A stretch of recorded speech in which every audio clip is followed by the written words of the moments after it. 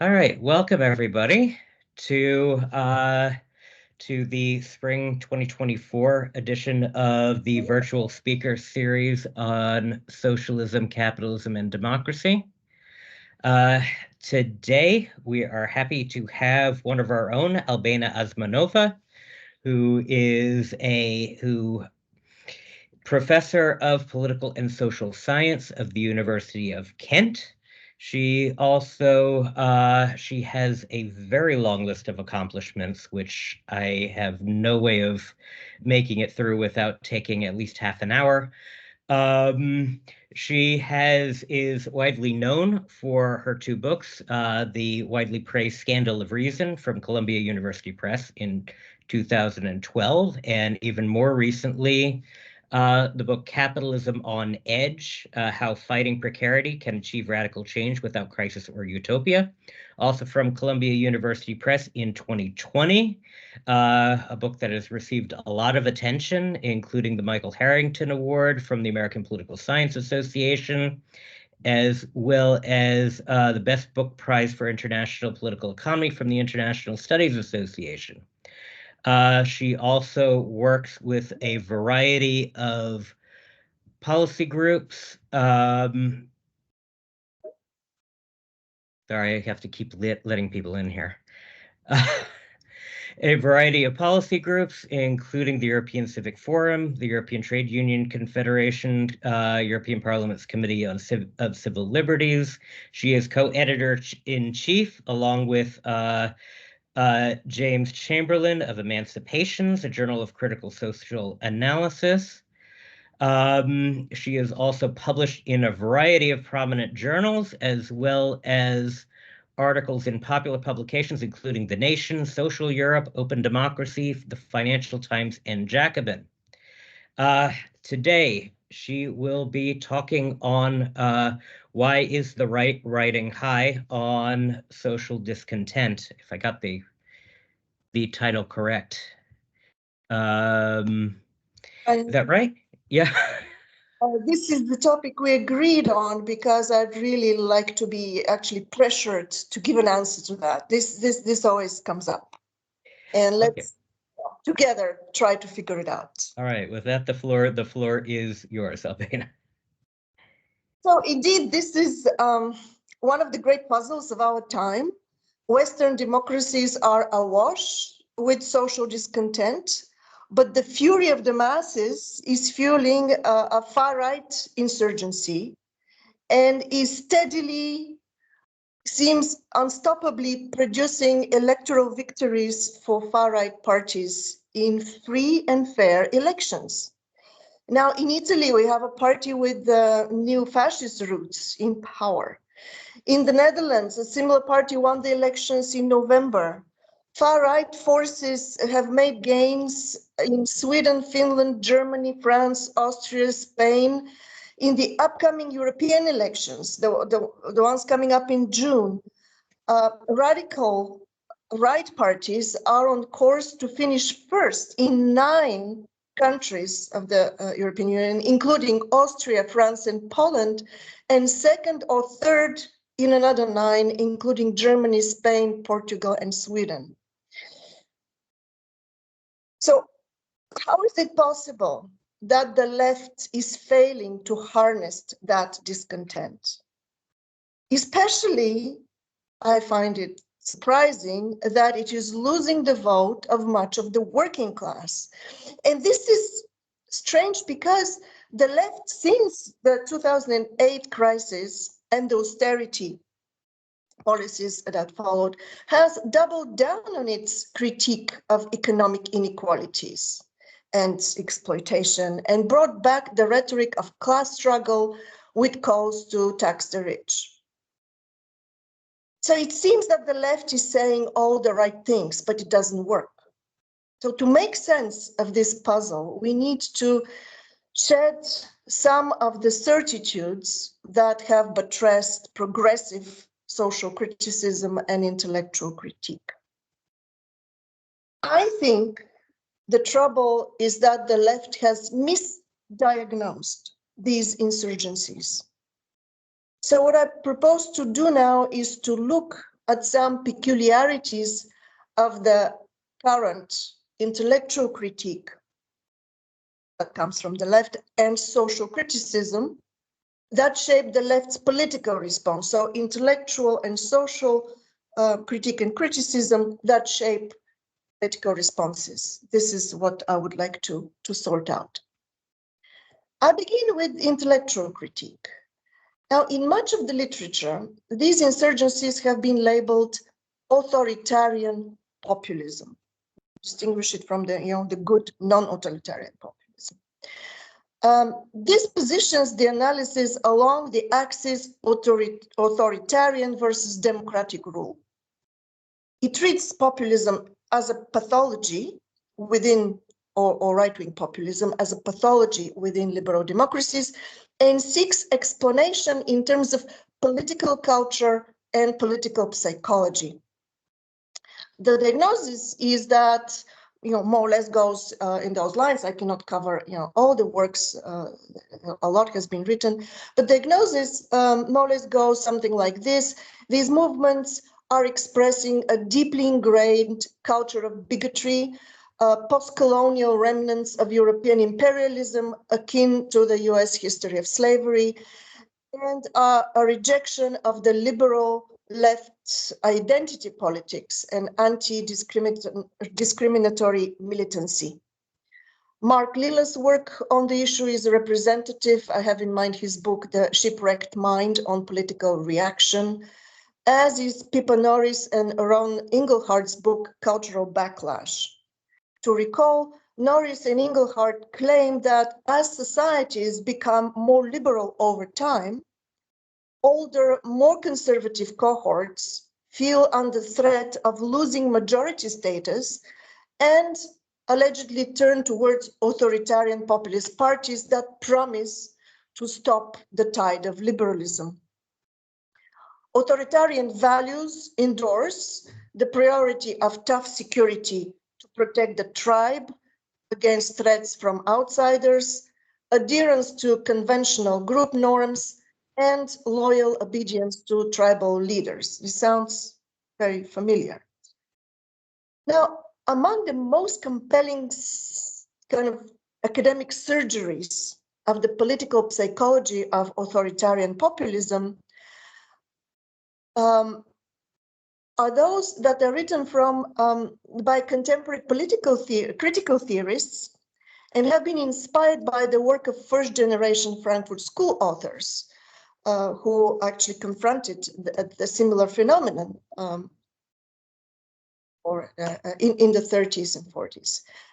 So namely Marcuse's account of repressive disublimation in advanced capitalism, as well as the book, The Authoritarian Personality, which Theodor Adorno co-authored in the late 1940s with colleagues at Berkeley. They use Freudian development model to discern personality traits broadly shared in American society that explain predispositions to right-wing ideology. So in that tradition, for instance, or in that angle of critique, Wendy Brown, Max Pensky, and Peter Gordon, in essays on authoritarianism published in 2018, observed that the popular appeal of anti-democratic, charismatic political leaders, I think Trump, Farage, is rooted in the anti-political yet libertarian instincts of their supporters. So that's the glue. A taste for what Wendy Brown calls authoritarian freedom. In the neoliberal condition, Brown notes, deregulation and privatization become broad moral philosophical principles extending well beyond the economy. And that penchant for deregulation, privatization, private freedom is deeply subversive of democracy. Statism, policing, the authoritarian power, she writes, also ramify since walling, policing, and securitization of every kind are authorized by the need to secure this vast expanse of personal deregulated freedom, in her words. And here is how we end up with 21st century authoritarianism in freedom's name. She concludes, as neoliberal reason thus reconfigures freedom's meaning, reducing it to the pursuit of private ends, it denigrates the left as opposed to freedom tout court, not just freedom in markets. These are very compelling ways of making sense of the left's failure to mobilize public discontent. Indeed, it does make perfect sense, and these analyses are just, you read them spellbound. And yet, I don't find that diagnosis of authoritarian populism fully plausible. Let me try to explain why. So these diagnoses that label the phenomenon as authoritarian populism and draw that analysis from cultural psychological explanations. First, Norris and Engelhardt describe authoritarian populism as adherence to conventional group norms, but many of these movements actually espouse liberal values. In fact, they often purport to be protecting Western liberal culture from Islamic traditionalism. To take the so-called identitarian movement in Europe, a trans-European hipster right, its political stance combines features of cultural liberalism, such as gender equality, and racialist xenophobia into a defense of a European way of life. My colleague Azar Dakwar and I have described this as inverted post-nationalism, demanding a territorial and ethnic appropriation of universal political values. Or the second kind of discontent with that kind of analysis. In contrast to what Norris and Engelhardt argue, there is no significant polarization of attitudes between younger and older cohorts. Younger cohorts are equally likely to vote for authoritarian populist parties. This is what surveys show us. And my third point, deregulation, privatization, competition for profit are all features of capitalism. Why confine these to neoliberalism particularly? Is this a matter of degree of state intervention into the otherwise capitalist economy? The original Frankfurt School authors reached a similar conclusion way before the onset of neoliberalism in the late 70s. I'm particularly unconvinced by two elements in the label authoritarian populism as a diagnosis of what's wrong. First, the label authoritarian, it does not quite fit the type of power projected by the contemporary leaders of the populist right. I mean, at this point, I should be showing you pictures of Trump, Nigel Farage, Boris Johnson, if you wish. I mean, bad manners, transgressive political style, they do not project, and they're not trying to project authority. They are actually the very negation of authority. So we are not dealing exactly with the Weberian category of authority at all, not even with a charismatic type. All Weberian types of legitimate power imply a relationship of relationship between rulers and ruled, a relationship of responsibility. Remember, disappointed with mass democracy, Weber longed for charismatic leadership empowered to choose a responsible course. But this is exactly lacking in the style of rule offered by most far-right leaders. There is no responsibility, only responsiveness. And one can say that responsiveness is a democratic quality. There are certain communities of interest, values, and grievances which affect a leader's strategy of gaining support, but they do not compose an authority relationship because the leaders assume no responsibility for norm setting, even when they assume control. They want power without responsibility. Now, power without responsibility is the definition of autocracy, not of authoritarianism. And I'm grateful to Andreas Kalivas for pointing this to me a couple of months ago when I was presenting a version of this analysis at the New School. So our task should be to find out what generates within our societies this demand for arbitrary rule that is not imposed from the outside. There seems to be a massive demand for such a rule. So my second objection to the label authoritarian populism is this: presenting illiberalism or autocracy as the trademark of far-right movements obscures the fact that the autocratic penchant is everywhere, including in the left's moralistic, elitist dogmatism, so perfectly expressed in Hillary Clinton's labeling Trump supporters a basket of deplorables. Indeed, the rise of arbitrary power is everywhere, including in the mature democracies of Europe, and I put in the mature democracies, they don't seem to be that mature, such as the UK, France, and the Netherlands.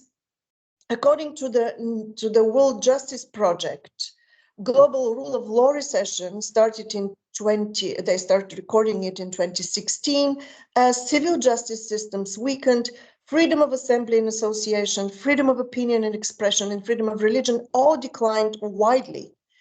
Changes were passed under centrist governments.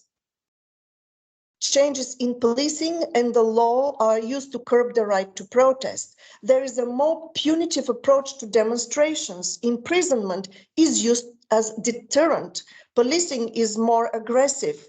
The state's response to discontent is simply to ignore, silence, or punish protesters. Just one example, one specific example to give. In the UK, the Public Order Act adopted in May 2023, also referred to as the Anti-Protest Bill, gave law enforcement agencies in the United Kingdom greater powers to prevent protest. So such are the limitations of a culturalist and psychological explanations of the far-right insurgency, and especially the pitfalls of positioning analysis within an axis authoritarian versus democratic rule, and to seek explanations in the register of political culture and psychology. In fact, it is indicative that the 1950s book that is the authoritarian personality that has become so influential now, it continued work done previously by Frankfurt School authors in Germany, but with one significant change. The Marxist and radical roots of those early analyses were downplayed, and the earlier authoritarian personality versus revolutionary personality axis was replaced by an authoritarian personality versus democratic personality axis when that book was written in America. So the critique of the political economy of capitalism was almost entirely dropped in favor of a Freudian psychoanalysis. This insulates the analysis from specific social dynamics, and the focus shifts towards a personal relation to politics and fragilities within the political system of constitutional democracies. A great book in that regard comes to mind. It's Arato and Cohen's focus on a recent analysis of populism, and they focus on a tension between popular sovereignty and constitutionalism, and then their prescription, so internal fragility of the political systems of our societies, and they come to conclusions in terms of increasing political and economic democratization. Well, it seems to me that to get to the heart of the matter, we need a slightly different type of analysis. We need a deeper engagement with the peculiarities of contemporary capitalism. So a historicist analysis of contemporary capitalism without the crutches of the instrumentarium that we have inherited from previous analysis.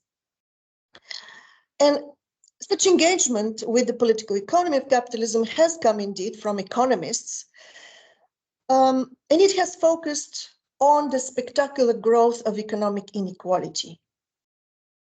This has also been the core political narrative of the left. Since the financial crisis, the left has doubled down on criticism of inequality, and yet the focus on inequality does not seem to be helping politically. Inequality has not been clearly correlated with support for the far right, and neither is the left's increased stress on fighting inequality helping it regain support. So this doesn't seem to be the right direction to go either.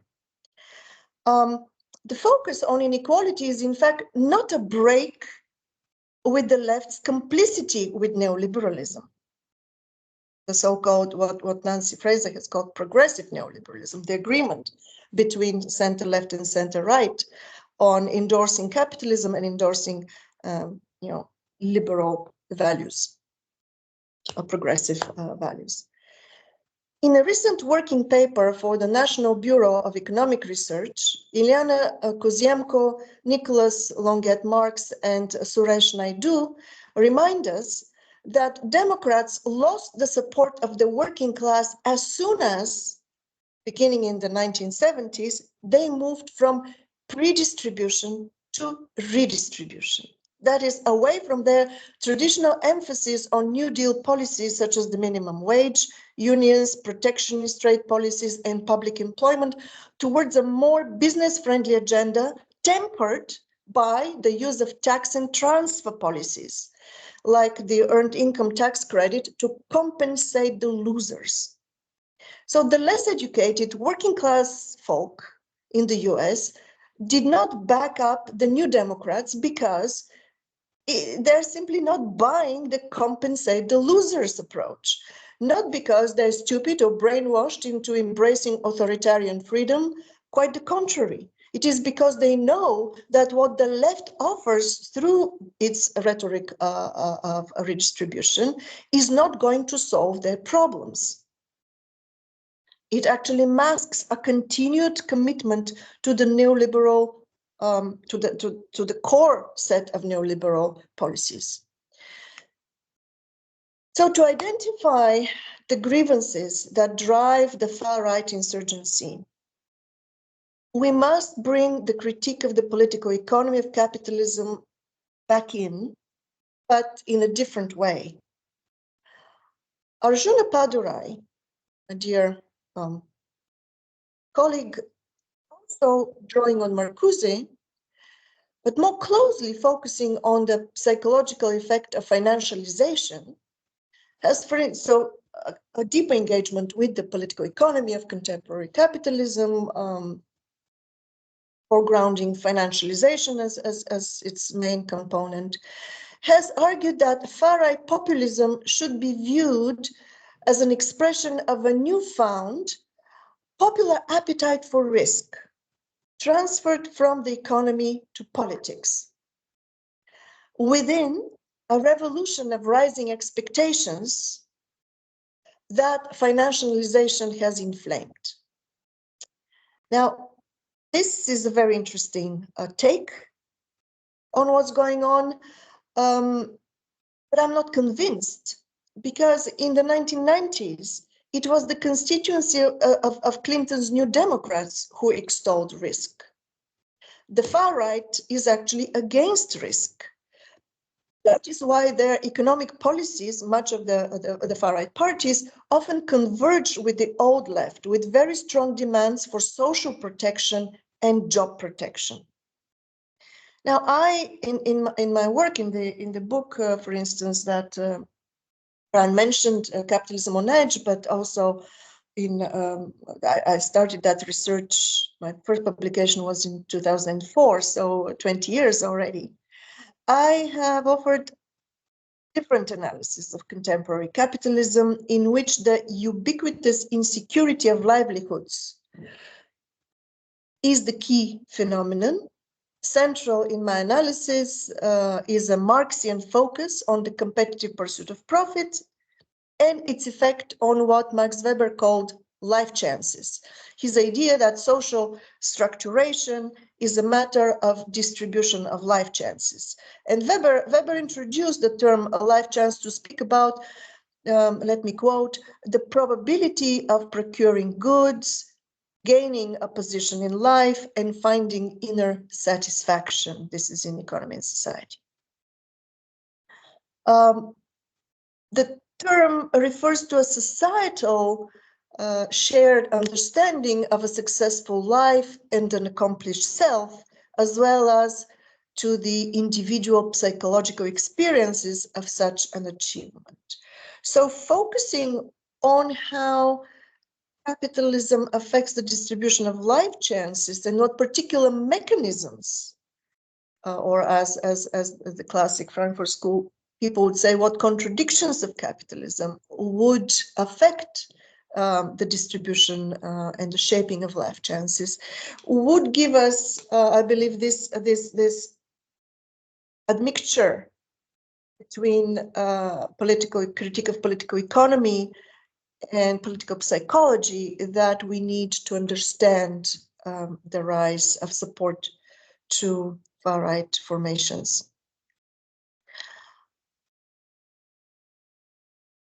So if we then shift away from observations of static economic parameters, such as wealth and its distribution, like most economists do, and cultural identifiers, conservative or liberal values, like cultural studies do, two dynamics that threaten life chances, we get a story of capitalism's transformation and the emergence of ubiquitous precarity as the underlying cause behind the rise of autocratic rule with the blessing of democratic publics. Now, to clarify, in my account, precarity, and not precariousness, but precarity is a very special type of insecurity. It's a politically generated economic and social vulnerability that is rooted above all in the insecurity of livelihoods. It is experienced by individuals as incapacity to cope. And that incapacity to cope is a matter of a misalignment between responsibility and power. We are increasingly made responsible for things we're not equipped to fulfill. Just to give one example of how that, what are the mechanisms of that, there's a very strong tendency in the European Union, for instance, now, in the name of social Europe, to ask governments to increase social protection. That's fine. But they're at the same time ordered to cut spending. So governments are increasingly responsible for ensuring social protection, but they're deprived of funds to carry out that responsibility. So this is what I mean of a misalignment between the growing responsibilities we have as societies and individuals and the lacking capacity to deliver on those responsibilities. Now, in my analysis, precarity is in particularly generated by two contradictions of contemporary capitalism, what I have discussed as surplus employability and acute job dependency. So very, very briefly on that, and why I want to recall them, because there are peculiarities of our contemporary capitalism.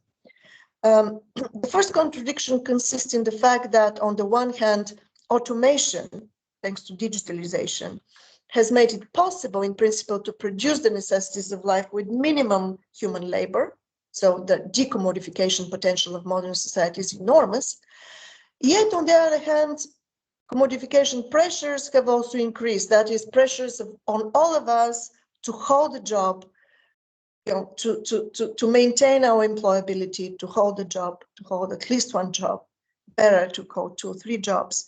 And these pressures are also very strong, paradoxically.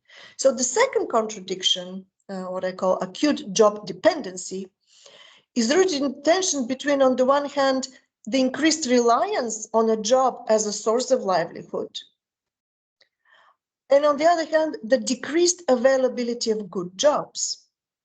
So this has resulted in the generalization of work-related pressures and the spread of precarity as this disempowerment, experienced as incapacity to cope.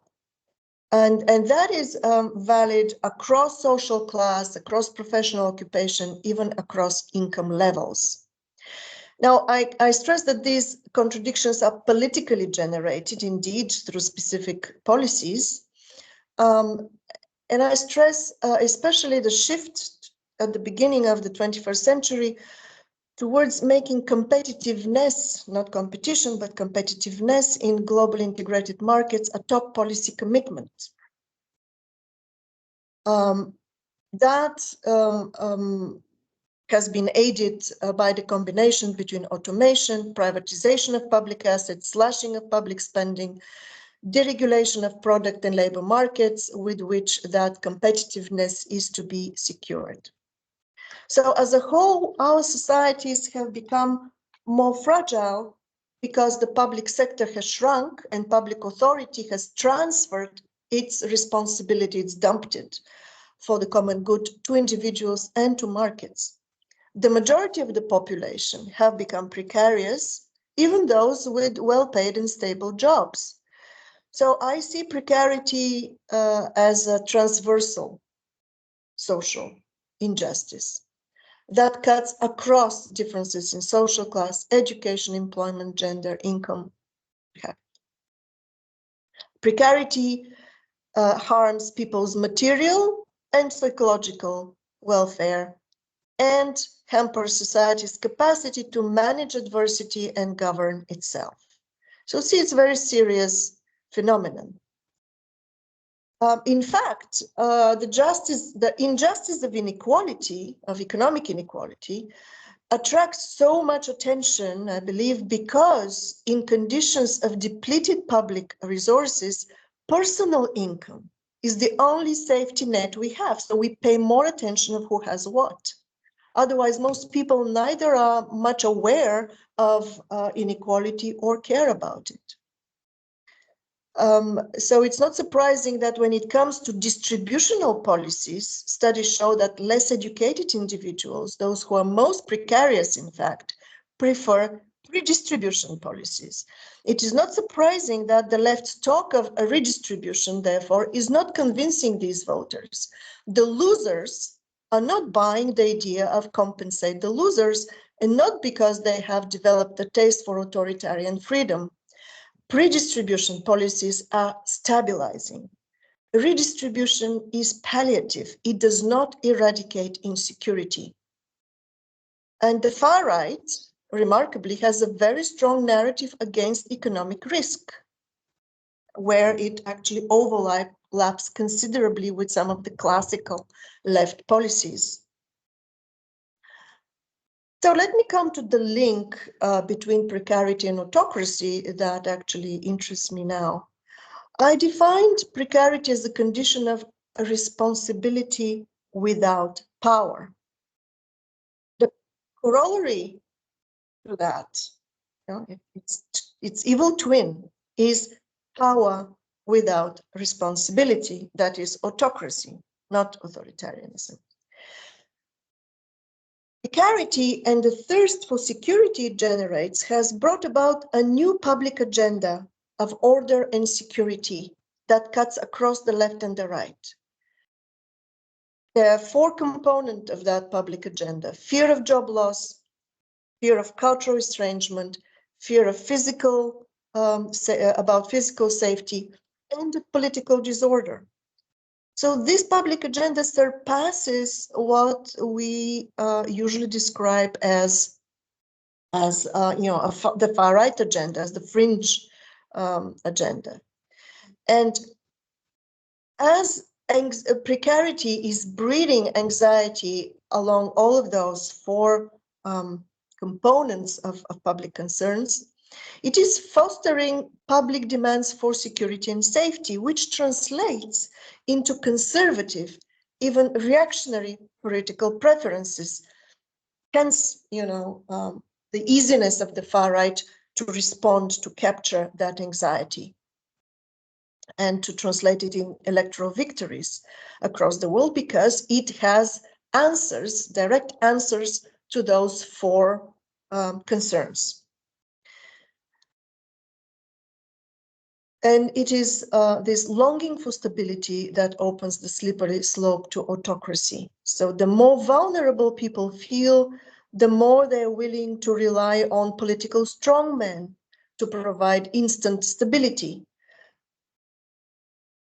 Political elites across the left-right divide have indeed responded to these demands by increasing their stronghold on society through law and order policies, as I said.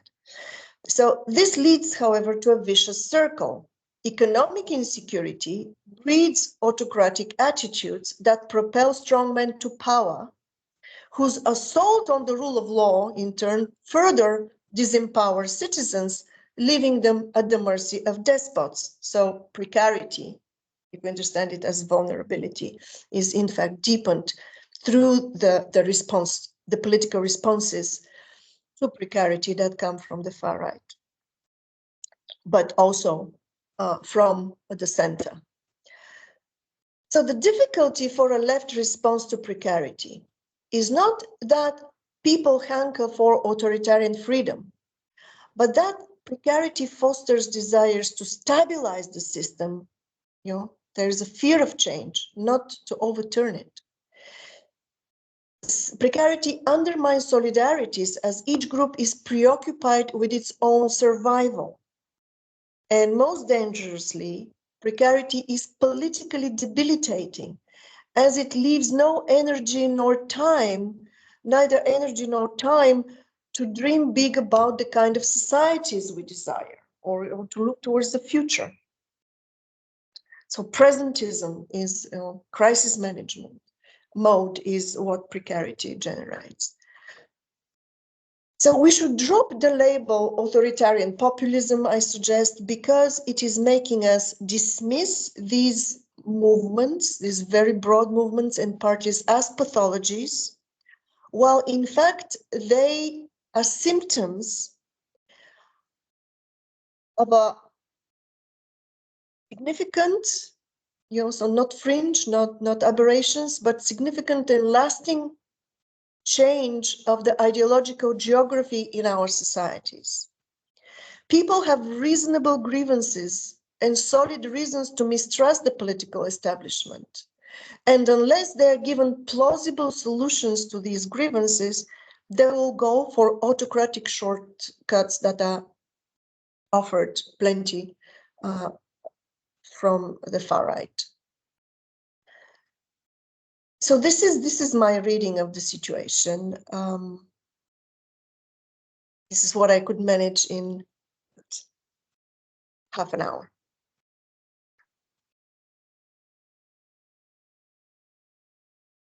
Okay, so thank you very much for this. So I'm sure we have some time for questions. Anybody who has questions, use the hand raise function on MS Teams.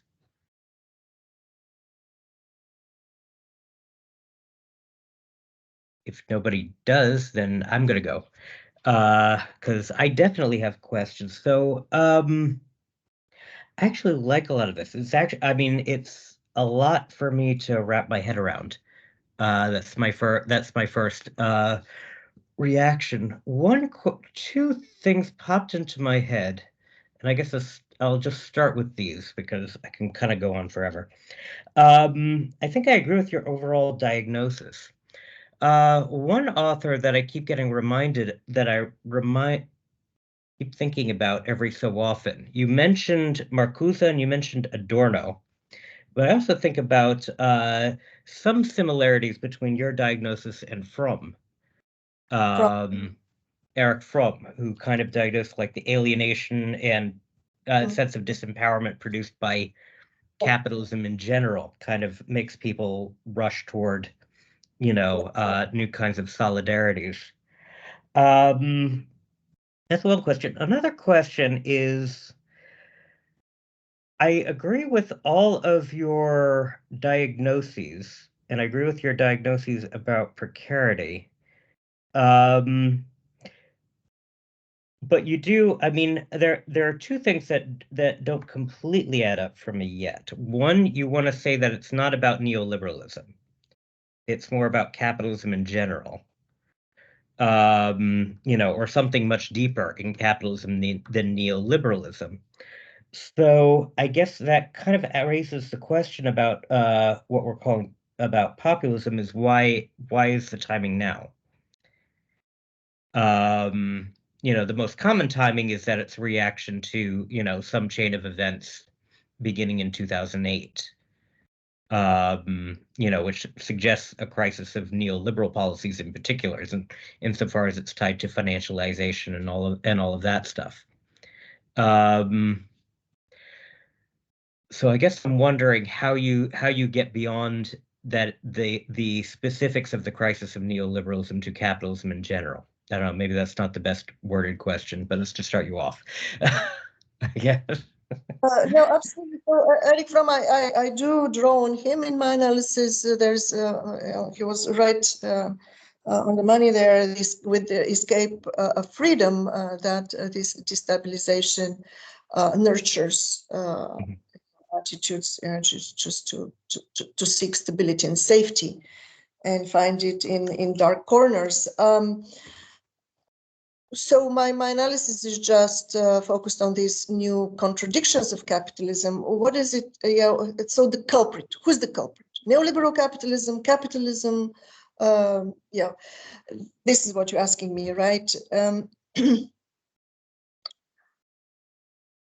don't think that we can reduce the source of the trouble to financialization.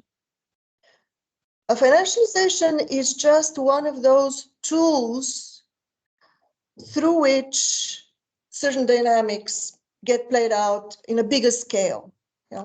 For instance, the capacity of jobs to relocate or investment to relocate from Western economies elsewhere. So I wouldn't put it on finance itself. Yeah, it helps, but the dynamics are. These are the dynamics of the competitive production of profit that have been now completely disembedded.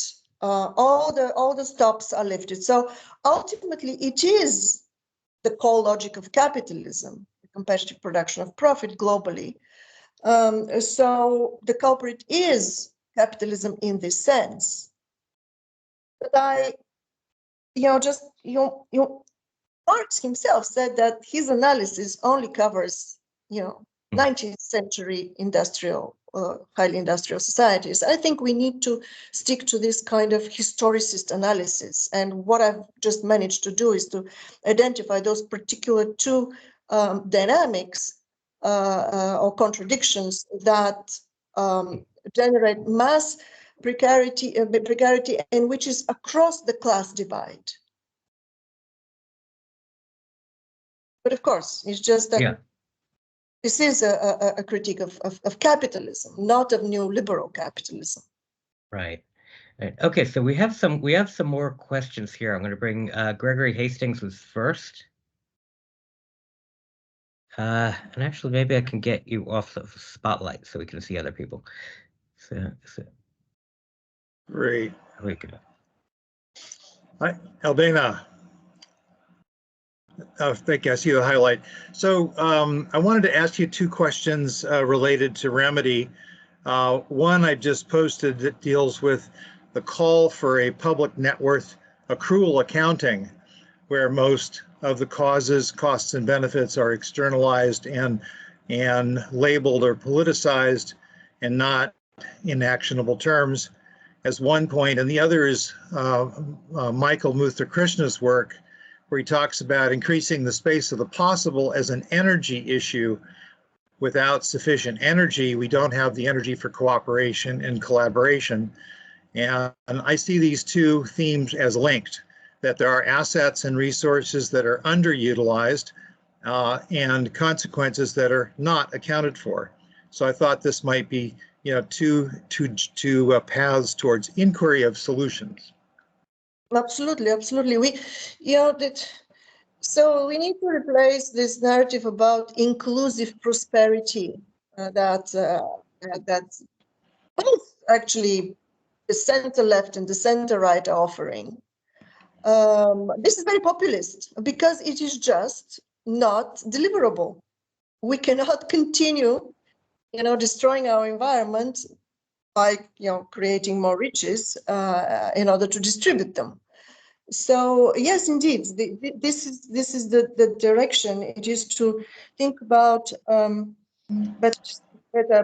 better utilization of assets and resources and trade-off between prosperity and stability. We can all use less prosperity but more stability, so that we can simply project, have a sense of future, have a sense of Right. Well, I agree with you.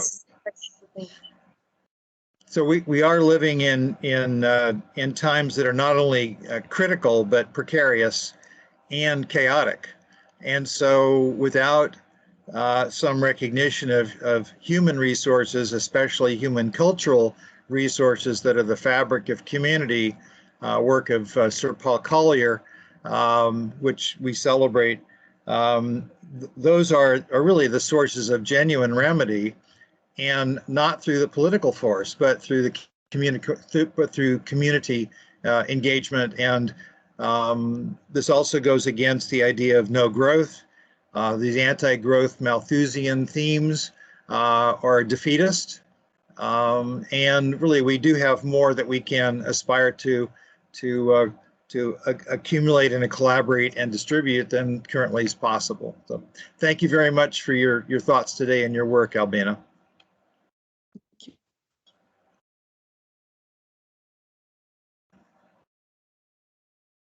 Okay, so did you want to respond to that, Albina? Or no, I'm it was in just agreement. it was more just a comment. So okay, next we have James.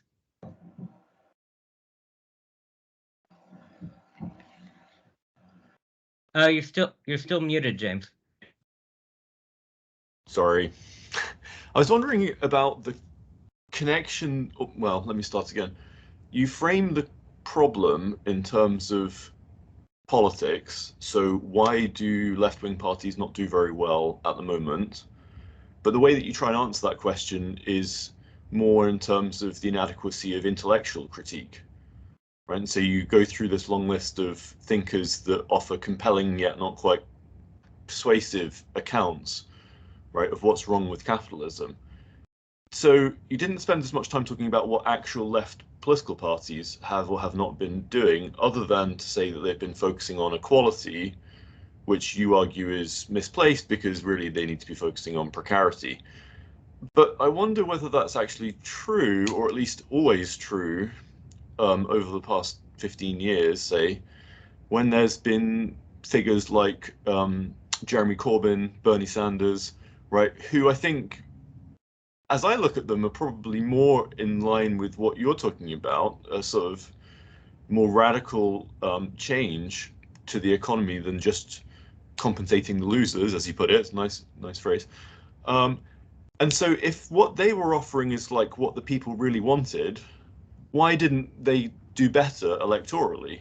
Which then raises the question, does the success or failure of different political parties necessarily reflect, as much as you seem to imply it does, what people actually want?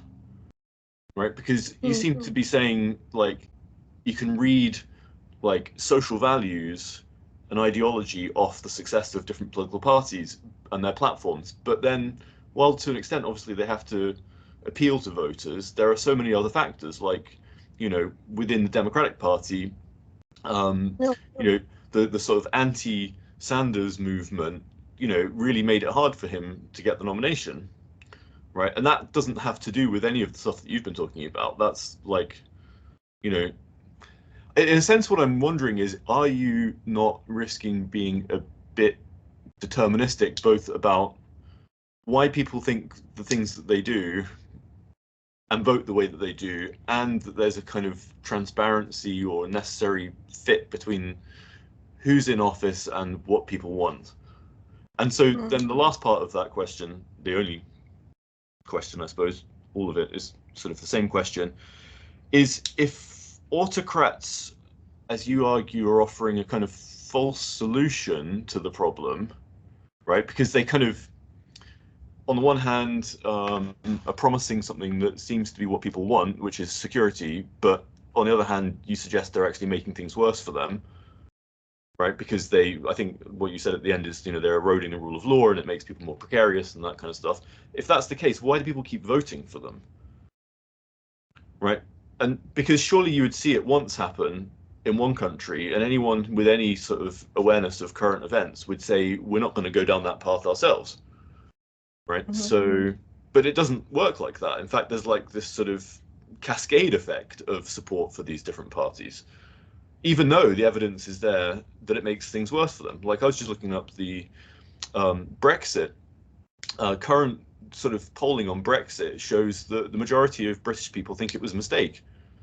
Right. And I think Brexit can be understood in terms of what you're talking about. Support for it can be understood in terms of what you're talking about. People wanting stability, bringing control back, and that kind of stuff. But they're already regretting it. But that doesn't seem to translate into support for anything other than more of the same, if that makes sense. More of the same in terms of authoritarianism or autocracy. Anyway, I'll stop there. Okay, so you're right that the factors affecting voter choices are very different in each country. And, as advocate of historicist analysis, this is the kind of analysis we need. However, we're observing this massive wave of voting in favor of far-right parties across liberal democracy. So I'm looking for the common denominator. And then we need to, to add the particular specific analysis. For instance, let's take some example. Let's take the farmers' protest now around Europe. So what the farmers, and they're saying they're not political, they're not left, not right. These are grievances about mostly how they're squeezed by the global, the free trade agreements that bring in cheaper produce from elsewhere, or products produced with less exigent environmental and labor standards. So this is a specific policy that is not being addressed by any of the center-left or center-right parties. They're not, ready to give up free trade agreements.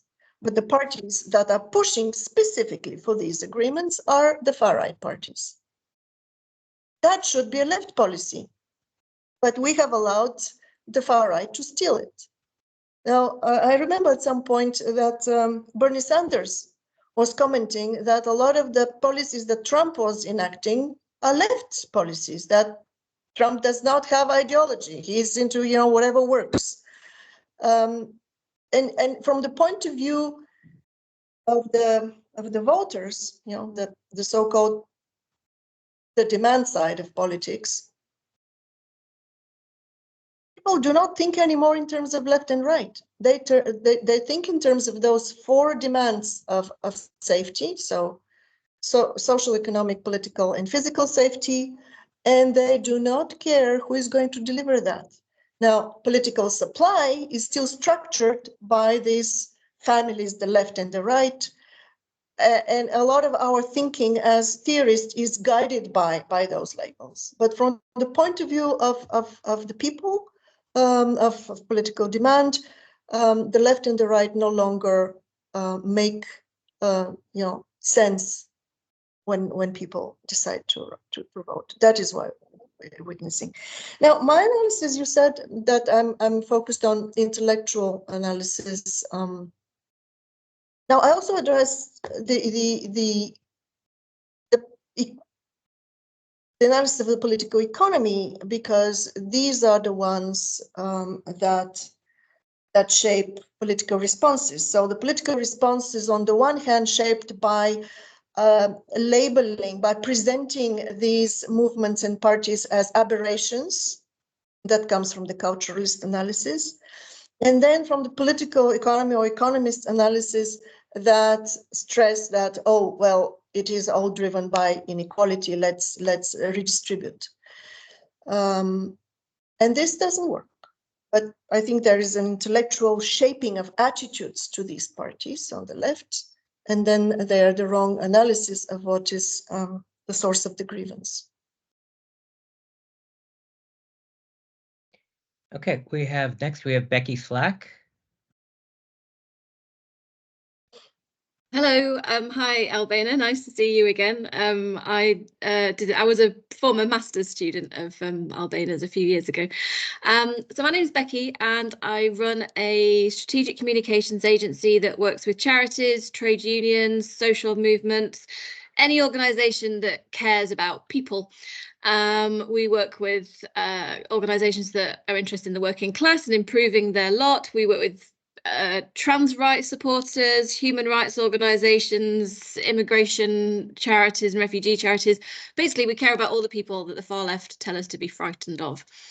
And we're having lots of conversations within our networks about the rise of the far right, and we're very concerned about it. And the conversations are around how do we challenge those harmful narratives that are being shared about these groups that are creating that fear amongst people, and tapping into what you were talking about safety and security.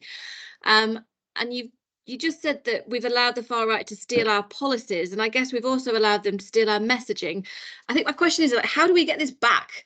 How do we, as people who work in the social impact space and who care about people, how do we challenge some of these narratives in a productive way? If that's not too big a question. Okay, I don't think that we can plausibly challenge the narratives if we do not offer people practical solutions to their problems. Political communication can go so far. It cannot produce jobs. It cannot produce futures. So we need to fix the political economy. Otherwise, those narratives are just wishful thinking. That's my answer. Sorry. Building solidarities. Actually, solidarities are empowering. When we vote as individuals, and we vote under the pressure of these fears. You know, solidarities are very important because they're stabilizing, they're empowering. So maybe political communication can do something in that regard. Thank you. I wondered if, sorry, just to add a sort of secondary comment, I wondered if there was also something about not disregarding people's fears, and almost recognizing them and finding a way to, I don't know, address those fears, but also find some common ground between them and the people that they're being told they need to be scared of. Yes. Do not dismiss them as a basket of deplorables, for sure. That's a rule number one. But also, you know, do not think that they're stupid or affected by false consciousness. People know, especially nowadays, people are very well educated and informed, and they can trace the causal chain down to specific policies that are affecting their livelihoods. And watching closely, actually, the farmers' protests is really eye-opening. Their grievances are not about inequality. They are not satisfied with little, concessions that the European Commission has done for them to plant less trees. You know, they say that our livelihoods are gone because of these free trade agreements. And politically responsible thing would be to address that. Thank you. I wanted to actually come back to a point that James made about how it does seem that that people keep, or that elections at least seem to turn out the same way, even though people don't seem to want it per se. And it brings me back to a point that I noticed, but I didn't have a proper question formulated at the time. But what I didn't hear in your talk was much about the changing nature of political systems. That has also been a big part of some conversations. Like the most famous is, I guess, Colin Crouch on post-democracy, but also like, you know, the ideas of hollowed out democracy, the rise of cartel parties. You know, and that this is kind of, you know, contributed to an idea that democracy has become kind of perfunctory, you know, and in fact, like Colin Crouch even predicted, even back in 2004, that we'll probably see more waves of populism, you know, as the main expression of some kind of democratic, you know, or quasi-democratic will, because normal electoral democracy is just no longer responsive anymore. A second aspect of that, which I actually always wonder why it doesn't seem to be talked about as much, and it does kind of relate to inequality, but it also relates to, I guess, the structure of political communication in contemporary democracies. And it's the fact that, you know, a lot of these right-wing people are, well, I mean, most democracies nowadays are heavily reliant on money. And the money is much more likely to go behind the right-wing people than the left-wing people. In the United States, that's just outright overt. You know, Trump has a number of billionaire backers where, for kind of, you know, common sense reasons, you're less likely to find too many billionaire backers of leftist parties. You know, even where in Europe, where elections are publicly funded, you've still got, you know, private media and media corporations that tend to, you know, sort of be more interested in the right-wing alternative than the left, for whatever reason. I mean, that's kind of a simplistic way of putting it, you know, but you think about like Corbyn, you know, not only did he not, you know, get, you know, I mean, while the support was limited, you also had all of these kind of, you know, media, you know, campaigns to kind of paint him as an anti-Semite, to, you know, paint him as incompetent, to, you know, all of this. There's kind of this whole machine. And I was wondering how that kind of thing, how, I guess what you call, for lack of a better name, the post-democratic machine, as it were, kind of plays into this analysis. Okay, two things come to mind. So there has been this talk about, you know, crisis of democracy, democratic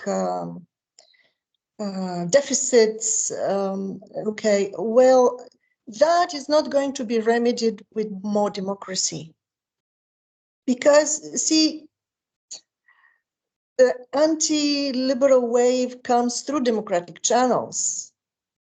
And so if you increase the channel of expression of those anxieties without fixing the roots of those anxieties that stay in the political economy, you would simply have a more perfect expression of those anxieties in the political sphere. I mean, take Switzerland. Switzerland had some of the earliest upsurge of far-right populism. Well, it is probably the most kind of developed democracy in terms of, you know, popular consultation, referenda, engagement, public deliberations.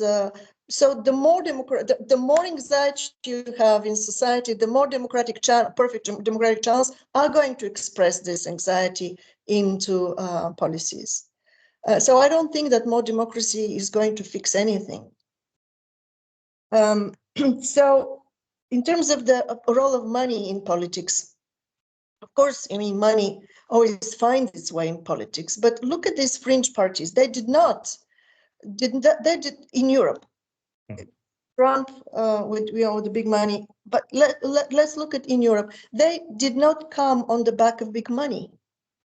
So we need to look at the institutions that translate money into political voice. In the US, that institution is campaign financing.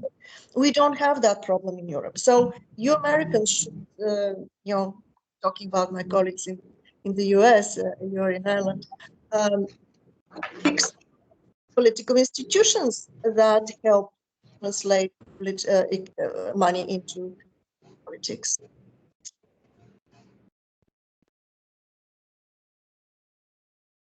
All right, so do we have any more questions?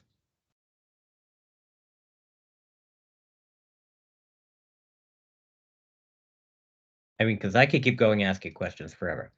James,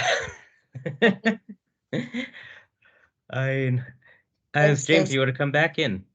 I just want to pose something that might be too provocative, but maybe it's that we're overthinking all of this. Maybe it's just that we leftists are in a shrinking minority and that people are getting what they want, even if it isn't necessarily serving them very well. And the puzzle isn't how to explain the failure of the left, it's how to make more people believe in leftist ideas.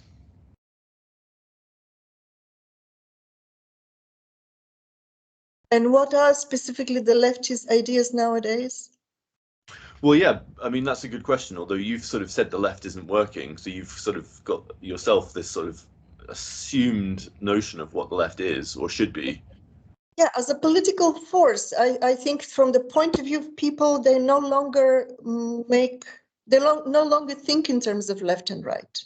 Yeah, but here in Mississippi, people vote for the Republicans because their families are Republicans, and that's definitely a left-right thing. I mean, I know that's one state, but I think I'm not totally convinced that party identification and left-right thing is as insignificant as you say it is. Oh yes, there are the traditional voting patterns, but if we're looking at why voters shift, because actually we see the phenomenon is the shifting vote. So I'm trying to explain the shifting vote from left to right. Why low-educated working class people would go vote for the far right. Right. Helen. Hello. Hi. Hello there. Thank you for your talk. So I'm really interested in this idea about the fact that you're mentioning that autocracy essentially is interested in the responsiveness, but not delivering on responsibility. So there's a hollowness to that, yeah.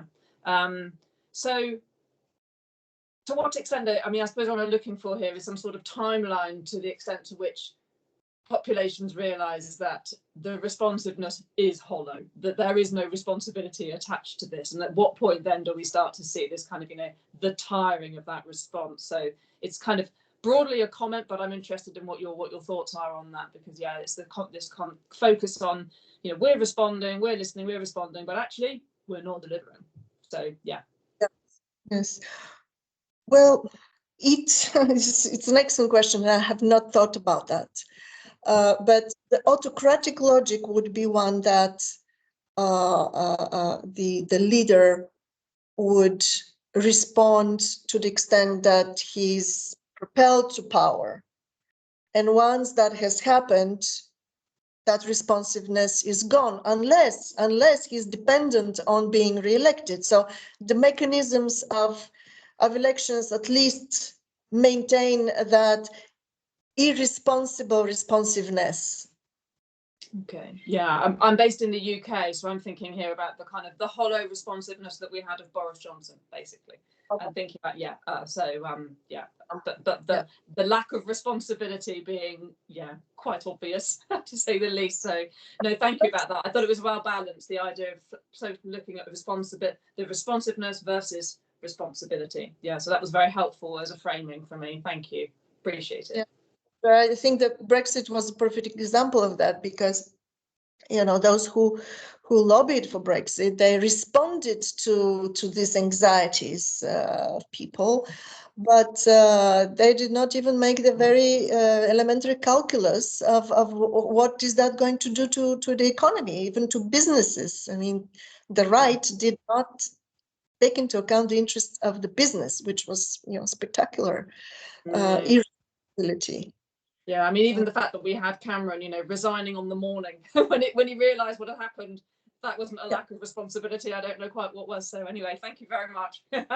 Appreciate it.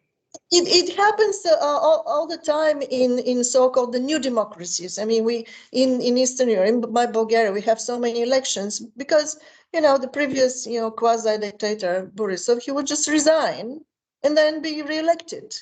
So this is exactly the autocratic type.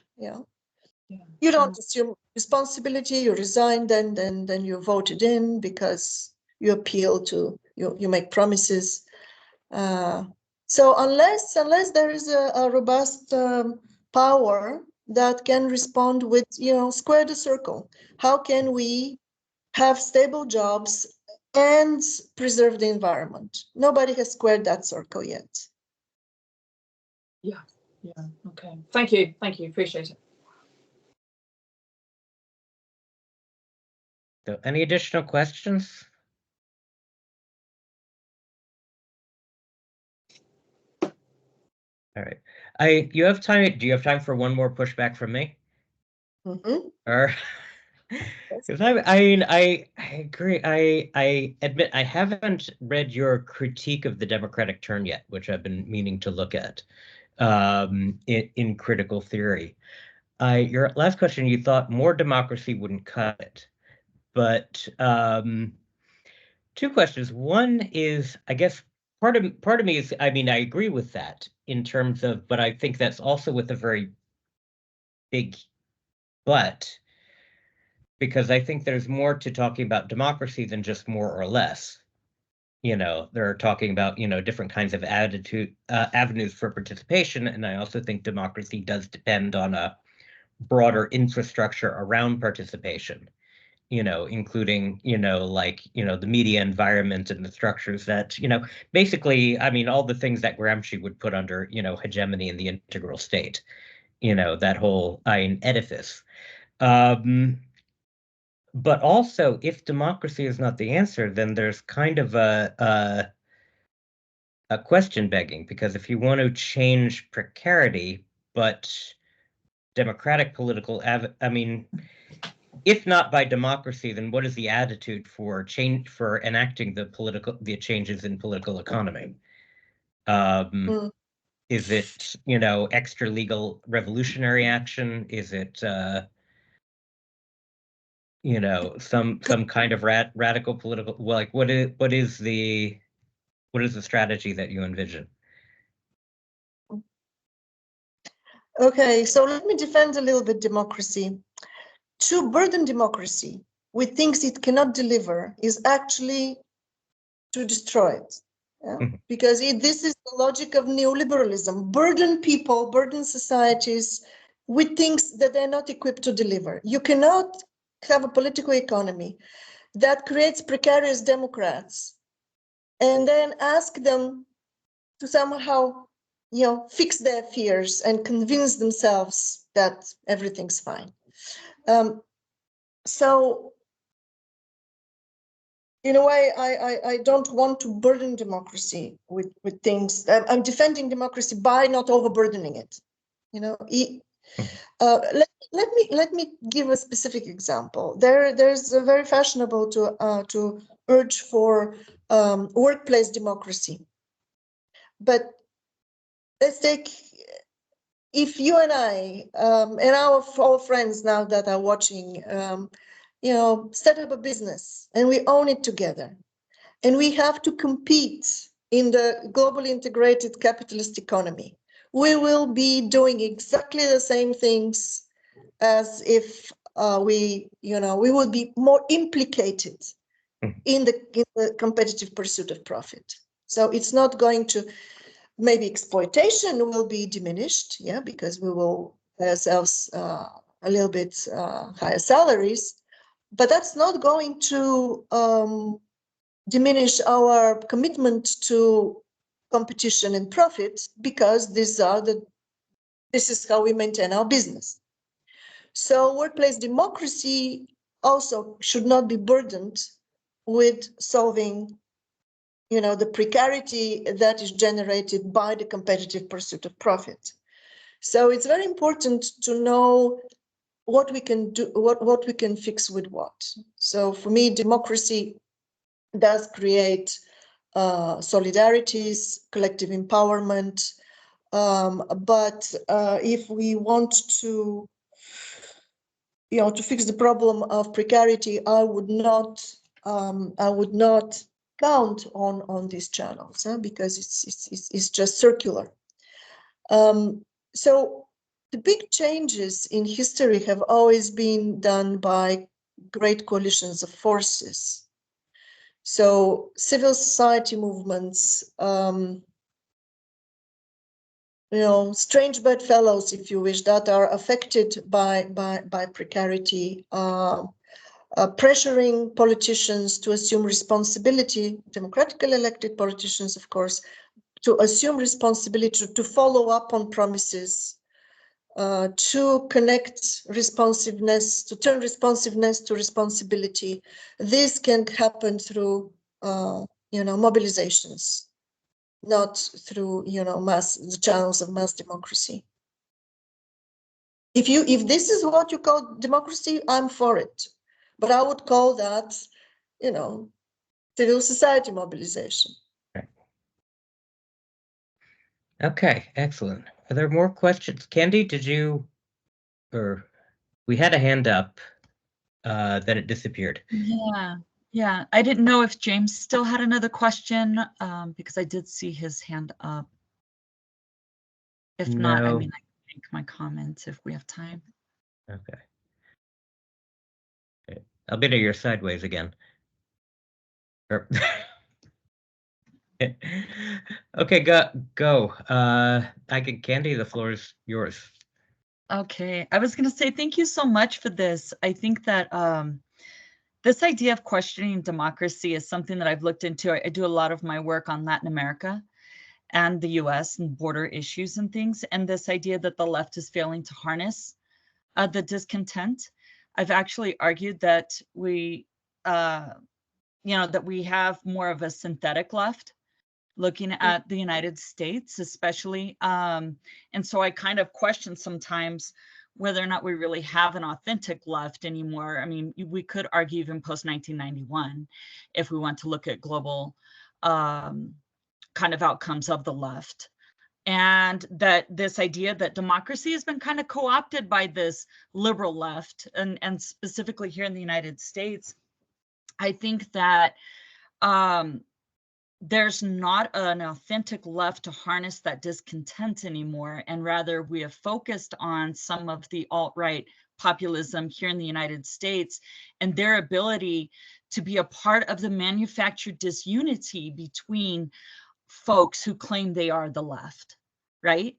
I do a lot of work with social mobilizations. I'm in organizations where we're doing a lot of work, trying to be the change on the ground. And oftentimes I find myself looking at the different organizations that I work within and saying, well, we're still asking the wrong questions because we're assuming we have a left, but it's synthetic and there's all this manufactured disunity that I just believe that even saying the right and left is saying the same thing anymore. And so they're co-opting what democracy should be, if you will. And so I love your analysis of that. It's solidifying sort of my inquiry into that. Good, and I will look up your work. Let's be in touch. Yeah. Okay, thank you. All right, any more questions? If not, I would. Or comments. I really like comments. Yeah. Or comments. I think. I mean, it's a division of labor and cooperative work. We need to think those things together. Yeah, we've got some comments in the meeting chat, but mostly links to Okay. Oh yeah, from Gregory, one to the public net worth website, publicnetworth.com. Can you copy and- those? So I can look them up later.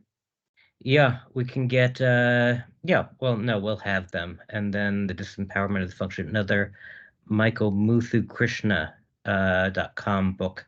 Okay. So this will be useful. Yeah. All right. So I look forward to continuing the conversation at some point. I think this is an excellent project. I look forward to seeing, is it going to be an article or a new book or See. some written form or something. Yes. So. All right. Mhm. Okay. Well, thank you to think it through. I only work with a deadline, so this helped.